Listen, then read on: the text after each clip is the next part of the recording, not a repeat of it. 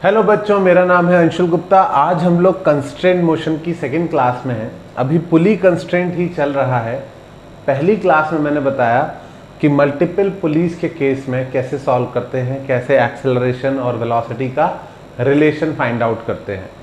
जो फॉर्मूला जो हमने मेथड यूज किया वो था वर्चुअल वर्क डन मेथड।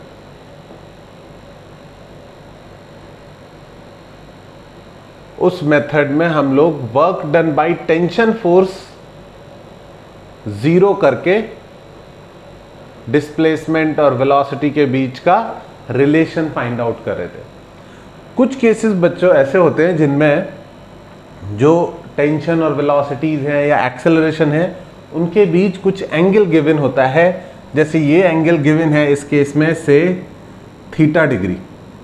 रस्सी जो खींच रही है ब्लॉक को वो थीटा डिग्री पर खींच रही है और ब्लॉक जा किधर रहा है, ग्राउंड पर स्लाइड करते हुए आगे की तरफ। ओके, तो इस तरह के केसेस में, या एक और फेमस केस है इसमें कि दो ब्लॉक्स है, एक मासलेस रॉड से कनेक्टेड है, एक नीचे गिर रहा है, दीवार पे स्लाइड होता हुआ आ रहा है और दूसरा ग्राउंड पे स्लाइड होता हुआ आगे जा रहा है।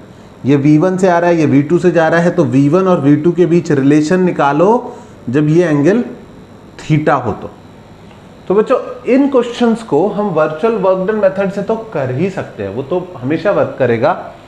पर अगर सिंगल स्ट्रिंग या सिंगल रॉड हो तो एक शॉर्टकट भी मार सकते हैं। शॉर्टकट क्या है कि अगर एक सिंगल स्ट्रिंग से दो चीजें बंधी हुई है, समझ रहे हो, एक सिंगल स्ट्रिंग है या एक सिंगल रॉड है, तो उनकी वेलोसिटीज के component along the string same होने चाहिए। तो लो सर ये तो बहुत टेक्निकल बात बोल दिया आपने। टेक्निकल नहीं बोलो, हमें समझाओ इसका मीनिंग क्या है। तो समझो कि अगर ये V1 वेलोसिटी से आगे जा रहा है तो ये कितनी वेलोसिटी से इस पुली के पास जा रहा होगा, मतलब पुली की डायरेक्शन में इसकी वेलोसिटी का कितना कंपोनेंट है वो निकालो। तो इस वेलोसिटी का कंपोनेंट पुली की तरफ कितना, ये पुली के पास कितना जा रहा है, एक सेकंड में इसके और पुली के बीच की डिस्टेंस कितनी कम हो रही है।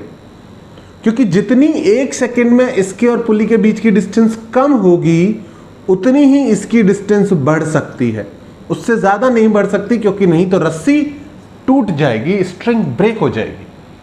तो इस तरह के केसेस में जब एक सिंगल स्ट्रिंग हो तो वेलोसिटी का सोचो, ये वाला एडजेसेंट कंपोनेंट क्या होता है बच्चों, v cos थीटा। इस वेलोसिटी के दो कंपोनेंट कर सकते हैं, एक पुली की तरफ अलोंग द स्ट्रिंग और एक tangential perpendicular to the string. तो पुली की तरफ वाला होगा v cos थीटा और पुली के परपेंडिकुलर वाला होगा v1 sin थीटा। तो इससे कोई मतलब नहीं है, ये जो है ये वेलोसिटी का कंपोनेंट इस ब्लॉक को पुली के पास लेके जा रहा है। तो जितना ये एक सेकंड में पुली के पास ले जाएगा उतना ही दूसरे ब्लॉक को पुली से दूर जाना अलाउड है। उससे ज्यादा गया तो रस्सी टूट जाएगी, उससे कम गया तो रस्सी स्लैप हो जाएगी। तो जब भी दो चीजें एक सिंगल स्ट्रिंग से बंधी हो तो वर्चुअल वर्क डन से कर सकते हैं बच्चों, पर टाइम भी बचाना है। ठीक है, टाइम भी बचाना है। तो टाइम बचाने के लिए आप क्या कर सकते हो, if two objects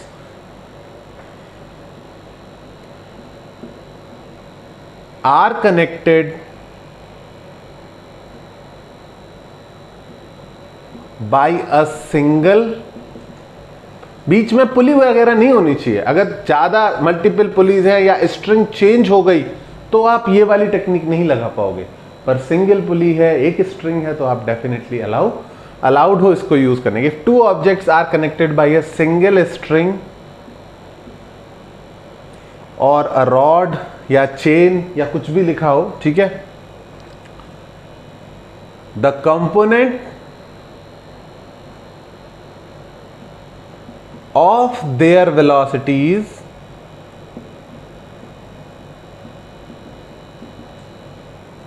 along the rod या string, जो भी चीज है, will be equal। उनके कंपोनेंट वेलोसिटीज के component along the string will be equal। यानी इस केस में v cos थीटा किसके बराबर होगा, v cos थीटा किसके बराबर होगा, V2 के। क्यों? क्योंकि इसकी वेलोसिटी तो सारी की सारी स्ट्रिंग की डायरेक्शन में ही है। ठीक है, इस पर टेंशन ऊपर लग रही होगी, लेकिन ये भारी है, ये नीचे जा रहा है और ये आगे आ रहा है। ठीक है, तो इस केस में वेलोसिटी का component along the string, string की डायरेक्शन वर्टिकल है, वेलोसिटी भी वर्टिकल है। यहां पर स्ट्रिंग एंगल पर थी पर वेलोसिटी आगे की तरफ थी, तो वेलोसिटी का component along the string will be equal for both the blocks. तो पहले केस का आंसर आप डायरेक्टली लिख सकते हो, आपको वर्चुअल वर्क डन लगाने की जरूरत नहीं है। ठीक है, मैं लगा के भी दिखाऊंगा वर्चुअल वर्क डन लगा के कैसे करते हैं, लेकिन कुछ चीजें होती है ना कि शॉर्टकट्स इतना आसान है कि वो बहुत टाइम बचाता है। तो V1 cos theta will be equal to V2। ठीक है, तुम लोग सर ये बहुत ही सिंपल एग्जांपल दिया, थोड़ा सा कॉम्प्लिकेट करो तो थोड़ा सा कॉम्प्लिकेशन इसमें देख लो। ठीक है, इसके मास पे कोई फर्क नहीं पड़ता, इसका मास दिया हो ना दिया हो, ये एक बॉल है। ठीक है, एक रॉड से इससे कनेक्टेड है, यहाँ पर एक दूसरी बॉल है। ठीक है, इसका मास की भी जरूरत नहीं है, इसका कुछ मास नहीं गिवन हो तब भी क्वेश्चन सॉल्व हो जाएगा। ये नीचे आ रहा है V1 से, वो आगे जा रहा है V2 से। तो वेलोसिटी के कंपोनेंट किस डायरेक्शन में? अलोंग द रॉड, रॉड के अलोंग। अगर ये एंगल थीटा गिवन है बच्चों, तो ये वाला एंगल भी थीटा हो जाएगा। और V2 का इस रॉड की डायरेक्शन में कितना कंपोनेंट आएगा? एडजेसेंट वाला कितना होता है? V2 cos theta. और ऐसे ही V1 का रॉड के अलोंग कितना कंपोनेंट हो जाएगा? अगर ये थीटा है तो ये हो जाएगा 90 माइनस थीटा, तो हो जाएगा V2 cos 90 माइनस थीटा, यानी कितना हो जाएगा? V2 sin theta. ठीक है, अगर ये थीटा है तो ये हो गया 90 माइनस थीटा, और एडजेसेंट वाला कंपोनेंट हमेशा कितना होता है? cos theta. तो दोनों के वेलोसिटी के component along the rod same होंगे, तो वर्चुअल वर्क डन नहीं भी आता है तो आप ये क्वेश्चन डेफिनेटली सही कर सकते हो। इसमें आंसर होगा V2 cos थीटा, और ऊपर वाला एक्चुअली V1 है, मेरी मिस्टेक है, मैंने V2 लिख दिया, V1 और ये भी V1। ठीक है, तो V2 cos थीटा किसके बराबर होगा? V1 sin theta. ये दो क्वेश्चन चूंकि एक ही लाइन में हो रहे हैं, तो मैं आपको सजेस्ट करूंगा कि आप इसको अलग से नोट बना के लिख लेना। ठीक है, वर्चुअल वर्क डन हमने खत्म किया था, उसके बाद ये दो टाइप छूट गए थे, तो इनको अलग से कर लेना। तुम बोलो सर आप हर क्वेश्चन के लिए अलग अलग चीजें बताओगे? नहीं नहीं बेटा, वर्चुअल वर्क डन से भी सही आंसर आता। कैसे सही आंसर आता? मान लो ये आगे की तरफ वेलोसिटी V1 से जा रहा है, तो हम मान लेते हैं कि इसका डिस्प्लेसमेंट आगे की तरफ हुआ dx1। कितना हुआ? dx1। बोलोगे सर x1 क्यों नहीं dx1 क्यों लिख रहे हो? क्योंकि जैसे ही ज्यादा डिस्प्लेस करेंगे तो एंगल चेंज हो जाएगा। तो छोटे डिस्प्लेसमेंट के लिए बात करेक्ट है, अभी भी छोटे डिस्प्लेसमेंट पर एंगल का चेंज ज्यादा नहीं होगा। ये थोड़ा सा आगे आया dx1, तो ये थोड़ा सा नीचे जाएगा dx2। जाएगा कि नहीं जाएगा? मैंने क्या सिखाया था? मैंने सिखाया था work done by tension force किसके बराबर पुट करना है? 0। यहां पर छोटा सा डिस्प्लेसमेंट हो रहा है तो वर्क डन भी छोटा सा होगा। कितना होता है वर्क डन का फॉर्मूला? फोर्स, वर्क डन का फॉर्मूला होता है F.S, यानी Fs cos theta. Force into displacement into cos theta. Force कितना है? T। डिस्प्लेसमेंट कितना है? dx1। और इस बार इनके बीच का एंगल कितना है? 0 या 180? तुम बोलोगे सर ना 0 दिख रहा है ना 180, इसकी तो कुछ वैल्यू होगी क्वेश्चन में, 30, 60, 45। तो हम लिखेंगे cos थीटा। ये हो गया वर्क डन इस वाली टेंशन का। और इस वाली टेंशन के लिए किधर मूव हो रहा है? नीचे की तरफ। तो थोड़ा सा डिस्प्लेसमेंट मान लेते हैं dx2, थोड़ा सा मानेंगे, ज्यादा मूव किया तो वो एंगल चेंज हो जाएगा। तो इधर वर्क डन होगा, फोर्स ऊपर लग रहा है बच्चों, और डिस्प्लेसमेंट किधर हो रहा है? नीचे की तरफ। तो ये फोर्स का वर्क डन पॉजिटिव आएगा या नेगेटिव? अगर टेंशन ऊपर लग रही थी और ब्लॉक नीचे जा रहा है तो टेंशन सक्सेस हुई या फेलियर? तो तुम बोलोगे सर टेंशन तो फेल हो रही है, इसका ग्रेविटी इसको नीचे ले जा रहा है। तो टेंशन का वर्क डन कैसा लिखेंगे? -T dx2। ओके अगर आपको इसे समझने में 1% भी प्रॉब्लम है तो पहली वाली वीडियो देख लेना, 30 मिनट की है, उसमें वर्चुअल वर्क डन पे काफी बात करी थी, कब पॉजिटिव आता है वर्क डन, कब निगेटिव आता है, और नेट वर्क डन क्या होना चाहिए, 0। उससे भी यही आएगा कि dx1 cos थीटा बराबर dx2, टेंशन कैंसिल आउट हो जाएगा। और जब आप यहां पर पहुंच गए तो दोनों तरफ डिवाइड कर दो, किसी भी इक्वेशन को दोनों तरफ डिवाइड कर सकते हैं, तो डिवाइड बाय dt, डिफरेंशिएट नहीं कर रहे हैं, डिवाइड कर रहे हैं dt से, तो dx1 by dt cos theta is equal to dx2 by dt।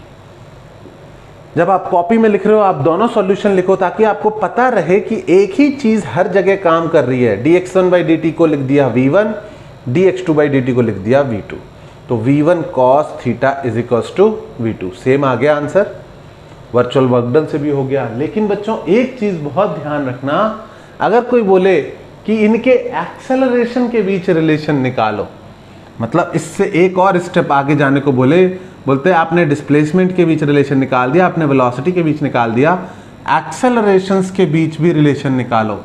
तो लास्ट क्लास में हमने देखा था कि एक्सेलरेशन के बीच भी सेम आता है रिजल्ट, पर यहां पर अगर इसको डिफरेंशिएट किया तुमने और डिफरेंशिएट करके फटाफट लिख दिया a1 cos theta is equal to a2, तो बच्चों ये जो है गलत हो जाएगा।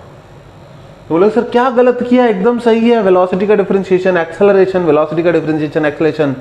बच्चों यहां पर थीटा भी एक वेरिएबल है, तो अगर डिफरेंशिएट करोगे तो थीटा को भी डिफरेंशिएट करना पड़ेगा। पहले वेलोसिटी को डिफरेंशिएट किया, cos थीटा को एज इट इज रखा, फिर वेलोसिटी को एज इट इज रख के cos थीटा को डिफरेंशिएट करना पड़ेगा जो कि आएगा माइनस साइन थीटा, और फिर थीटा को डिफरेंशिएट करना पड़ेगा D theta by D T, क्योंकि यहां पर हम टाइम के रिस्पेक्ट में डिफरेंशिएट कर रहे हैं और थीटा भी टाइम के साथ चेंज हो रहा है, इज इक्वल्स टू वेलोसिटी का डिफरेंशिएशन a2। तो this is correct, this is not. तो दो चीजें मैंने टेक्निकली सिखाई कि जब एंगल पर हो तो वेलोसिटी का रिलेशन तो अभी भी आप वर्क डन से निकाल सकते हो, वेलोसिटी का रिलेशन तो अभी भी आप शॉर्टकट से निकाल सकते हो। अगर दो चीजें कनेक्टेड है, two objects are connected by a single string or rod, the component of their velocities along the rod will be equal, इसका कोई एक्सेप्शन नहीं है, हमेशा ट्रू जाएगा। ओके, वर्चुअल वर्क डन का कोई एक्सेप्शन नहीं है, हमेशा ट्रू जाएगा। लेकिन जो डिफरेंशिएट कर देते थे जब थीटा नहीं होता था तो वेलोसिटी का रिलेशन और एक्सेलरेशन का रिलेशन हमेशा सेम आता था, अब वो सेम नहीं होगा। तो थोड़ी बारीकी वाली चीज है, ध्यान रखने वाली चीज है, फटाफट इसको नोट डाउन करो। यहां पर हमारा पुली कंस्ट्रेंट खत्म होता है। बस एक चीज बतानी थी, इसके लिए इस क्लास में मेंशन किया। हम लोग शुरू करेंगे वेज कंस्ट्रेंट। वेज कंस्ट्रेंट मतलब जब ट्रायंगुलर वेज पर एक ब्लॉक रखा है, ब्लॉक नीचे आ रहा है, वेज पीछे जा रही है, उस टाइप के क्वेश्चंस देखेंगे। तो फटाफट इसको नोट डाउन करो, मैं स्क्रीन देता हूं आपको।